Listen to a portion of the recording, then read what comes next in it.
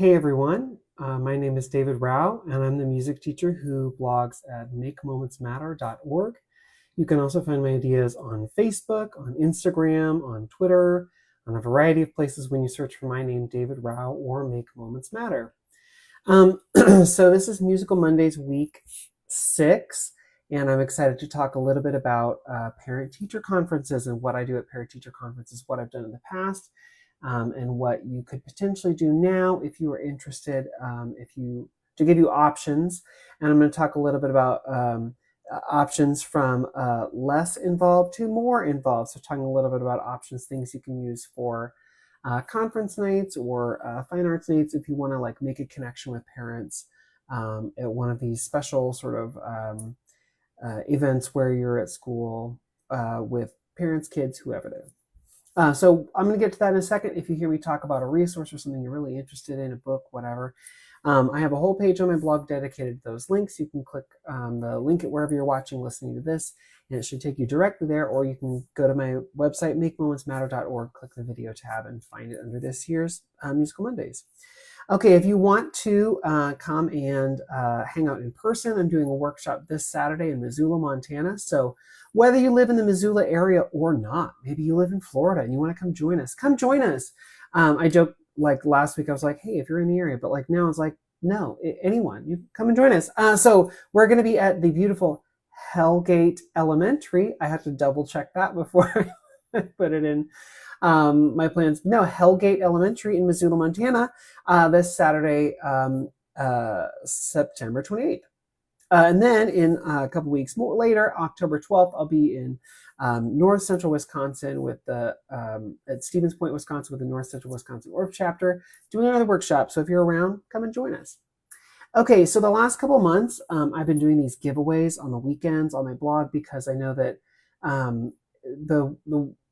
so August and July, you get a lot of like excitement about back to school. In September, it sort of was like, so I wanted to do something to try and get people excited and happy and thinking about all the fun stuff you can do with your students. So I'm doing these weekend giveaways. This last weekend was so exciting. I was able to do a partnership with Musically Minted, which is an amazing company that creates cool t-shirts and apparel and notepads and water bottles and all these cool fun accessories and just really fun stuff that like help encourage music teachers and music therapists, and it's just a really cool brand. Anyway, I was able to partner with them, and 5 winners won a bundle of fall themed prizes, and those people were Marissa Macher, Tammy Rowland, Becky Hall, Emily Kazada, and Nicole Hannemeyer. I can't read my own handwriting. I'm so very sorry. So Marissa, Tammy, Becky, Emily, and Nicole, you're going to get an email from me, and then probably an email from Musically Minted to make sure that they know where to send your goodies. There is one more weekend giveaway. It's this weekend. Come back on Friday, Saturday, and Sunday. There's some really fun stuff that you can win this weekend. So come back. There's more. Or if you're on my email list, you'll get an email probably Friday morning anyway. So just one more option, one more way to win. Okay, last week I talked about Miss Mary Mack and how I'm teaching that to my second graders. I talked a little bit about how I like to use my second graders, well, all my classes. It's kind of like a lab, and to teach things different ways. So with different homerooms, I've taught it slightly differently over the last couple of weeks. And I just wanted to go back and kind of talk about this worked, this didn't work. So I tried it a couple different ways. One where I like sort of preface it talking a little bit about history. One where I just jumped right into it, telling the story. One where I did it where I sort of went straight through instead of scaffolding things out. I'll say that the scaffolding worked slightly better. In every class, there was a kid or two who like knew the poem and the hand clapping game already. So they were either very excited and really, really wanted to help out, or they were very excited and confused why I was slowing things down. Because they did not want me to scaffold and slow things down. They wanted to just jump right into it and force kids into things. What I happened to find out was with all 3 classes, they all learned like pretty well. So I don't know if there was like one way was the best. I think the way that I described in my video last week with sort of more of a scaffold was the way that I prefer. I think that it worked maybe best for kids, but I think that kind of depends on the class. One thing I did notice was that kids were singing in the hall. I saw them playing out on the playground. and doing this hand clapping game. I saw them doing variations. I saw them changing words, things. I just love that like now it's a part of their vernacular and part of their story, and how they're kind of changing it and adapting it for their own setting. That's super cool, because that's exactly what the history is of songs, playground songs like this. Is kids love them, they take them, they adapt them, they do their own thing. So it's fun to see this one rejuvenated in my school. There was one time where I was teaching this, and there was one kid who just could not get the right, left, right thing. It just was such a hardship for him, and he like broke down and started getting very emotional, and just it was really tricky for him.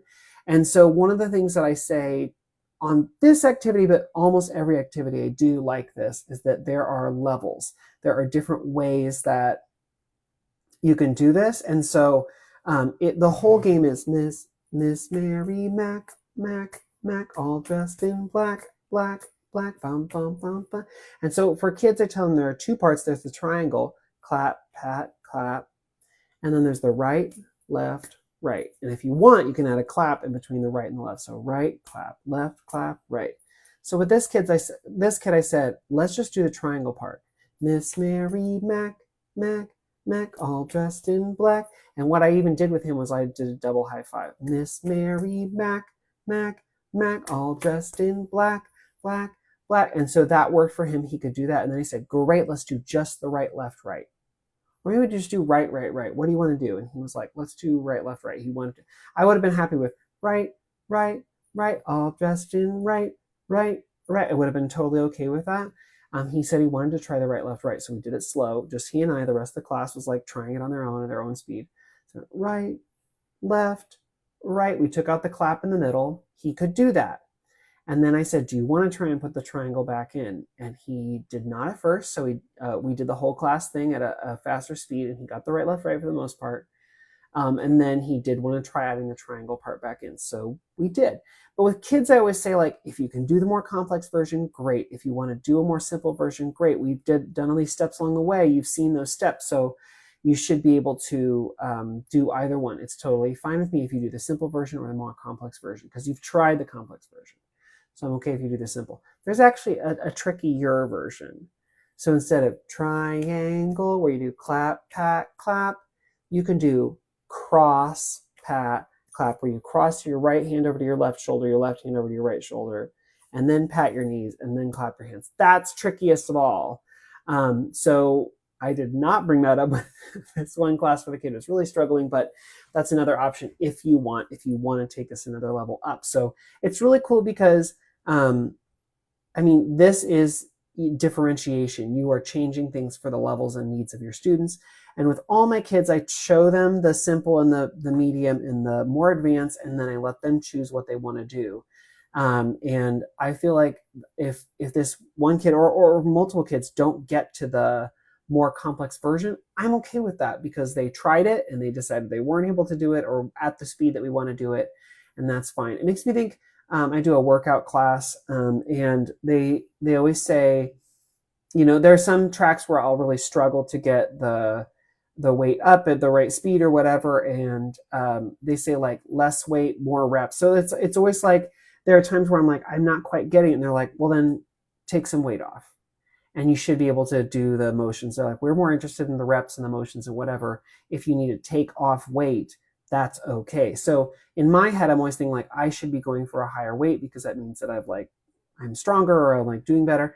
And the coaches are like, if you can do that, great. But we would rather you take off the weight and do what you can do and get the form and everything else right. So with kids, I try to think the same thing. If I can take off some of the complexity, if I can remove some of that weight, so they can still feel successful and able to participate, that's what I think is most important. So anyway, just a thought about Miss Mary Mac, because I talked about it last week and I wanted to cycle back. And thanks to the folks who emailed me and said, hey, I'm trying it, or this is what's working, or this isn't working. It was really fun to read that and check in and get that feedback. Okay, so parent-teacher conferences for me are this week. It is that. It feels early, but I know it's not. So anyway, there are a lot of different ways that you can handle parent-teacher conferences. And for some teachers, it means that you are sitting on conferences, or you're sitting in the gym, or you're sitting somewhere where you're available. For other teachers, it means that you're free to just sit in your room and maybe parents come by, maybe they don't. At my school, parents have to sign up with a teacher if they want to come and see them. And so there's like a sign up genius for me, that where like parents can come and see me if they want. I don't have a lot of parents sign up to do that. I do have a lot of drop-ins where they're just like, hey, I just wanted to stop by and see the music room, which is great. And I'm totally happy with that, for them to come by. But over the years, I've tried a lot of different things, especially when I'm new at a school. I really want to connect with parents. And so I try things to connect with them when they're here in the building.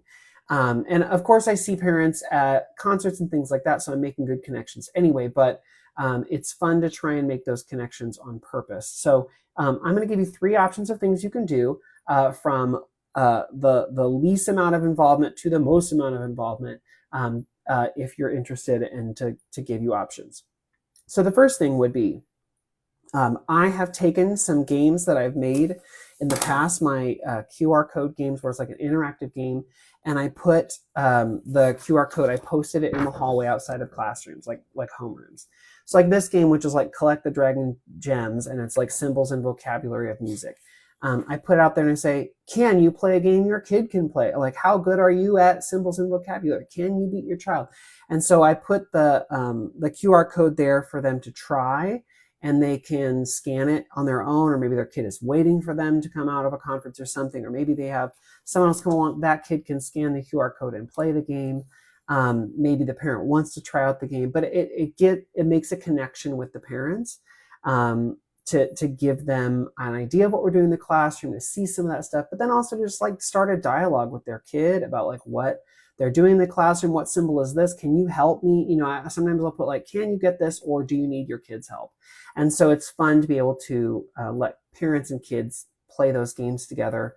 On the links page today, I put a link to all my interactive games, but then a link to all of my demos, because like for almost every interactive game, I have a demonstration. So you can like go in and see like how it might function in your classroom. It's not the full game, but you can play part of it. So check it out. See, that might be something that you could use, print out, post, put outside a classroom so that parents can try and play. And you can make that connection. That's the least amount of involvement. It's pretty easy to do, and fun for parents and kids.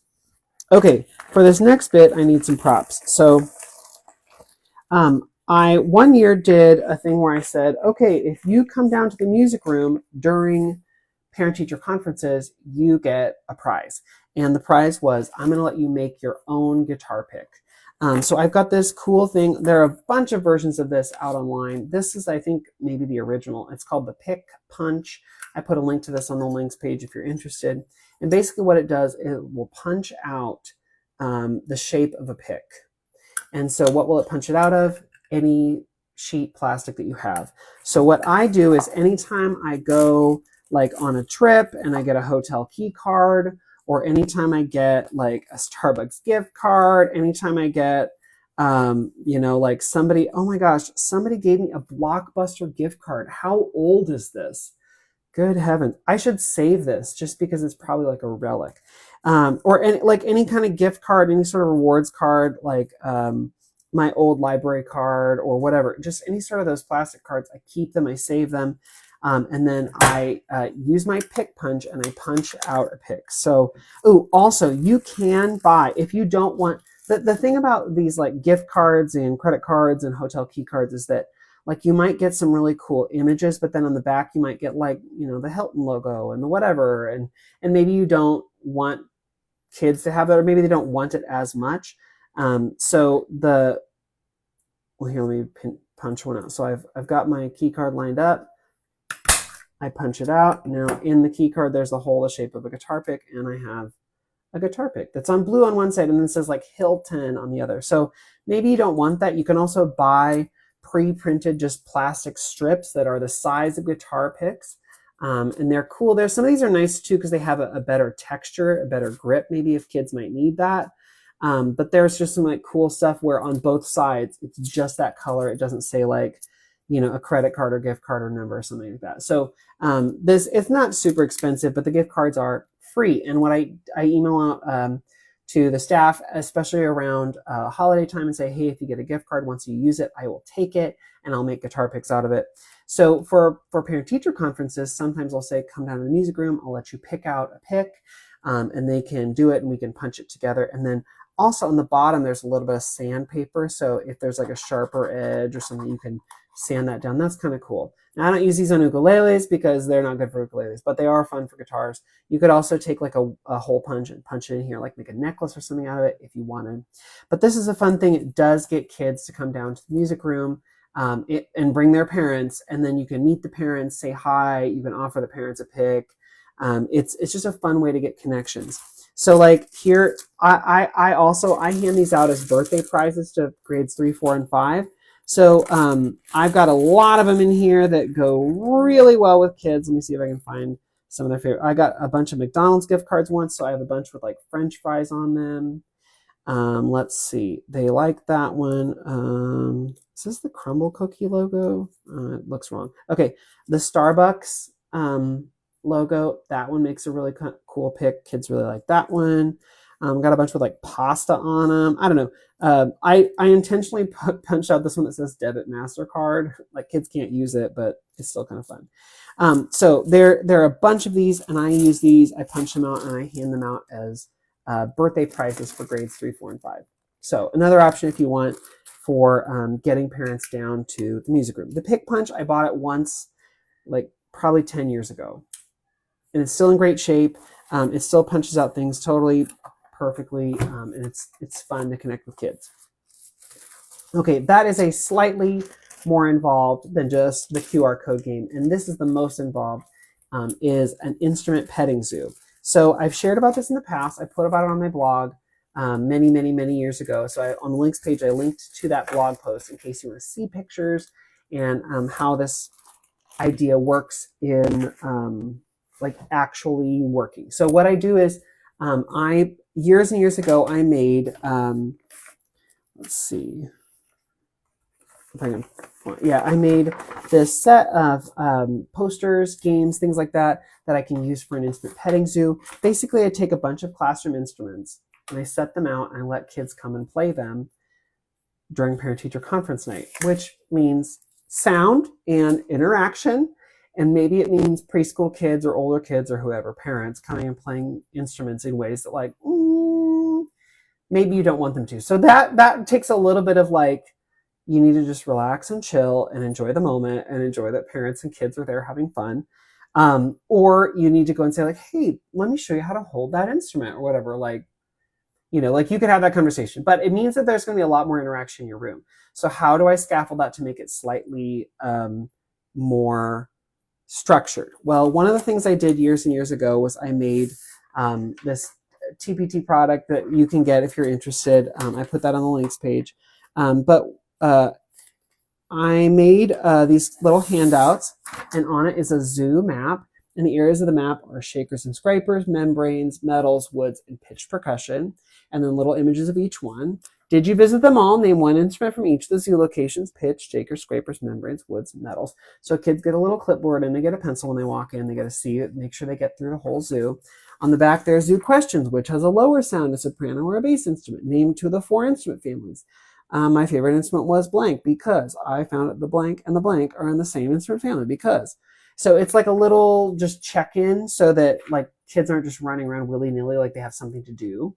And then, so that's like the little map and whatever. And then at each station, I have these visuals. So this one says membranes. Does the instrument sound different when you strike it in different places? Try it and find out. And a couple little images of where they could hit on the head of the drum. This one says woods. Can you make a new rhythm with wood instruments? Try it and find out. And there's a picture of a tone block and a wood block. Metals. How do you play the metal instruments? Try it and find out. So there's a picture of a triangle, finger cymbals, and a cowbell. Ooh, this is a fun one. Pitch percussion. Which have a higher sound, the small bars or the big bars? Try it and find out. So then an image of xylophone keyboard. There are a bunch of these. So then like membranes, instruments here include djembe, conga, tubano. And so it's like, this is what you would post at that like little circle of instruments. So how do I do this? On the blog post, you can see images, but what I've learned is like if I take hula hoops and put instruments in the hula hoops, then they stay around the hula hoops rather than like disappearing and moving around the room. I put them in the hula hoops. I put these little like posters that have those prompts about how to play, what to play at each station. And then I say, I hand out a Zoom app and say, okay, make sure you get to every spot before you leave or whatever. I make sure that kids I say, you can't go through unless your parents are here. You have to have your parents with you. So it's another way to just chat with parents, check in with parents, meet parents. And so I have the kids go around, and at each station they get to play or try with their parents there. It's a lot of fun. It's a lot of sound. So I have to be like, okay with that, but it's a really great experience for kids, and it's fun to let them try. There are also posters that you can post that say Instrument Petting Zoo, arrow this way, so that parents know they can come and play. There are other posters in here like meet the pitch percussion or meet the medals, and so you can put out any of these that you want. If you don't have all of them, you can put out whatever you have. Or whatever you're willing to put out. If you're like, this is a really, really nice glockenspiel, I don't want it to get damaged, then don't put that one out. But you can put out whatever you want, and then, I always say to kids, you have to go with your parents. So sometimes that gives a little bit more structure. Sometimes the parents are worse than the kids and, and are hitting things, playing things, doing whatever. And so sometimes it's better, sometimes it's not. What I also will do is, if there are instruments I do not want them to play, I will either cover them, like with a tablecloth, you can get plastic tablecloth sheeting at like Walmart or Dollar Tree, really inexpensive. You can cover them. I sometimes will like take crepe paper and wrap around it and put a sign that says, watch out, these instruments bite, or like these instruments are not out for the exhibit or whatever, just so it keep with the instrument petting or with the petting zoo theme, but to like make clear, like, please don't play these. So I always put away things I don't want kids to touch. I put up things that I do want kids to try. And then having the hula hoops really does give structure and gives each thing a zone, gives each instrument type a zone. So it helps kids find what to play a little bit quicker. So of the three, the Instrument Petting Zoo is the most involved. If you want to, like I said, see a blog post to see pictures, get a little bit more about description of each station, like how I do it, I link that on the links page.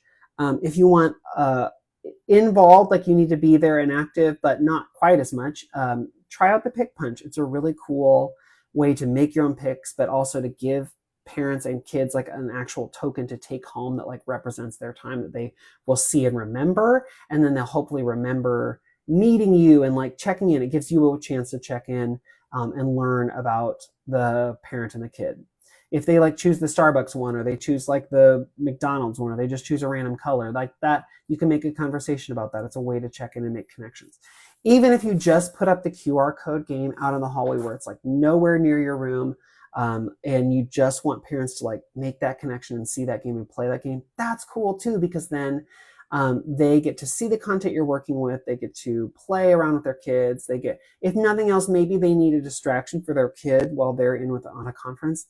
And that's okay too. Then the kid is playing a game and not just like scrolling through TikTok or whatever. So it's another way to interact with parents with slightly less involvement from you. So 3 different ways that you can get connected to parents through parent-teacher conferences. If you're not having like a physical conference with them, or just want another experience where they get to connect with you. I would also say, before parent-teacher conferences, make sure all of your bulletin boards are out. It's a great time to put out the bulletin boards about national standards or what we do in music class or other things like that. It's a great way to make that connection when they're in the building physically and they can see all that stuff. Okay, next week I'll be back for more Musical Mondays, but make sure that you're checking your email if you're on my email list on Friday morning, or check back on my social media this Friday and Saturday, because there's one more big giveaway for my Month of Magic giveaways. So I hope you'll come and take part in that, because I want to build excitement for all of the folks out there, and like I want you to get a chance to win something fun. So anyway, come back this weekend for another Month of Magic giveaway. Starts this Friday. And congrats to the people who won this weekend, won a bundle of Musically Minted resources. If you didn't win, go check out their cool fall stuff. There's a lot of candy corn stuff, and you just can't beat that. Anyway, I'll see y'all next Monday. Have a great week with your kids. Talk to you later. Bye.